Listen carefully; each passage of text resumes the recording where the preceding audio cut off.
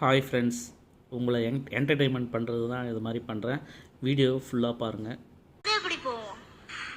ராஜா கைய வச்சா ஏண்டடே அது ரங்கா பூடுமட, ஏண்டடே அது ரங்கா பூடுமட, ஏண்டடே அது ரங்கா பூடுமட.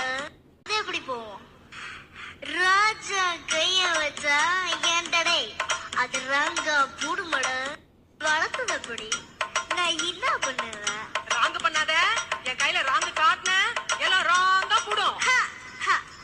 அது எப்படி போவோம்?